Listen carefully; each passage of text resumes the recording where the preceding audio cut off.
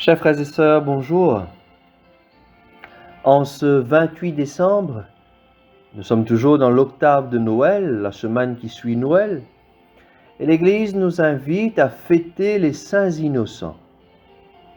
Nous faisons mémoire de tous ces enfants de moins de 2 ans qui furent massacrés par le roi Hérode au moment de la naissance de Jésus.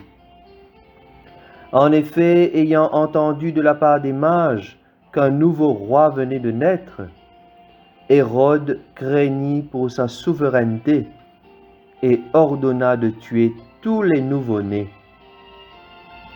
L'Église, depuis des siècles, a tenu à marquer cette fête en offrant une bénédiction particulière aux enfants. Nous méditons l'Évangile selon saint Matthieu, au chapitre 2, les versets 13 à 18. Après le départ des mages, voici que l'ange du Seigneur apparaît en songe à Joseph et lui dit : « Lève-toi, prends l'enfant et sa mère, et fuis en Égypte. Reste là-bas jusqu'à ce que je t'avertisse, car Hérode va rechercher l'enfant pour le faire périr. » Joseph se leva dans la nuit, il prit l'enfant et sa mère, et se retira en Égypte, où il resta jusqu'à la mort d'Hérode, pour que soit accomplie la parole du Seigneur prononcée par le prophète : « D'Égypte j'ai appelé mon fils. » Alors Hérode, voyant que les mages s'étaient moqués de lui, entra dans une violente fureur. Il envoya tuer tous les enfants jusqu'à l'âge de 2 ans, à Bethléem et dans toute la région, d'après la date qu'il s'était fait préciser par les mages. Alors fut accomplie la parole prononcée par le prophète Jérémie. Un cri s'élève dans Rama, pleurs et longues plaintes. C'est Rachel qui pleure ses enfants et ne veut pas être consolée, car ils ne sont plus. Acclamons la parole de Dieu. Frères et sœurs, pour bien comprendre ce passage, comme d'habitude, j'aime bien faire le lien avec l'Ancien Testament. Si nous nous replongeons dans le livre de l'Exode, nous verrons l'épisode qui nous raconte la naissance de Moïse et la manière dont il fut sauvé des eaux. Et c'est d'ailleurs la signification de son nom.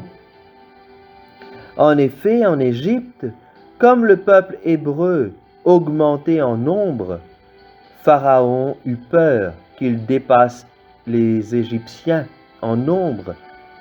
Alors, il ordonna de tuer tous les nouveau-nés de sexe masculin pour continuer à maintenir les Hébreux en esclavage. Et Moïse sera sauvé des eaux. Il sera sauvé car Dieu ferait de lui un grand prophète. Et voilà que, bien des siècles après, la même expérience sera vécue au temps de Jésus. Cette fois-ci, le roi Hérode entendit de la part des mages que un nouveau roi est né pour les Juifs. Et donc, craignant la concurrence, il ordonna de tuer tous les enfants de moins de 2 ans à Bethléem.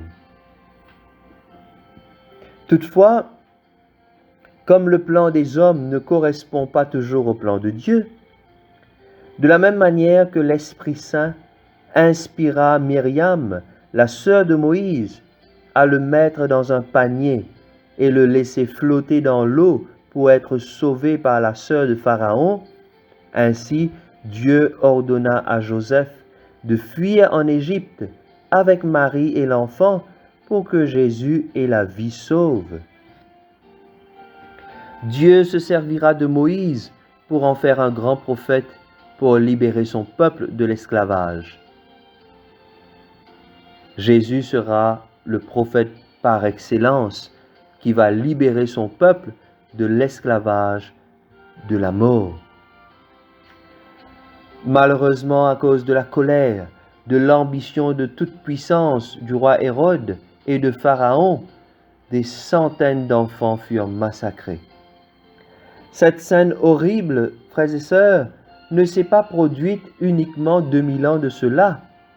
Elle se produit chaque jour, quand nous voyons les enfants mourir sous les coups des terroristes, sous les bombes en Syrie, les enfants mourir de faim dans les 4 coins du monde, les enfants abandonnés, maltraités, forcés au travail, à la prostitution.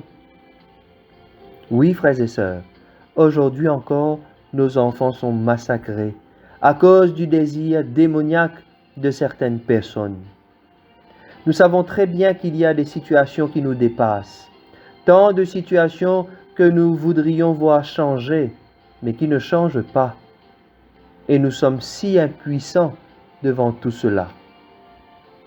Mais il y a également des situations tout aussi dramatiques, mais auxquelles nous pouvons apporter notre contribution pour un changement, aussi minime soit-elle.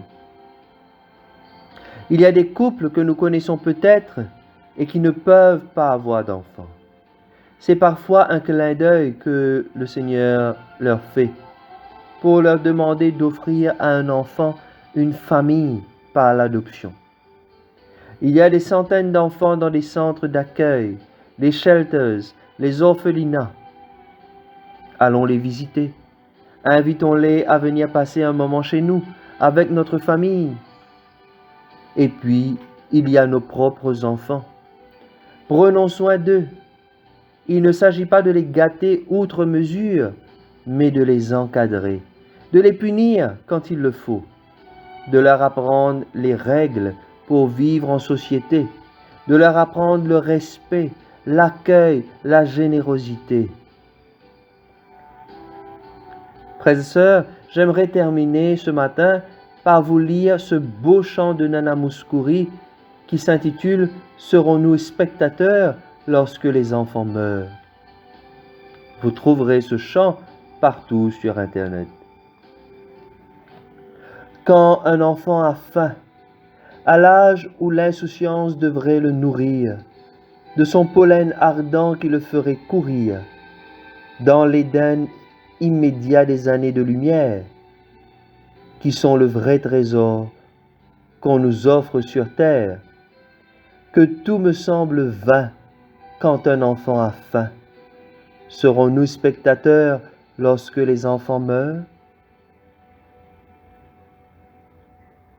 À vous toutes et à vous tous, je vous souhaite une excellente journée.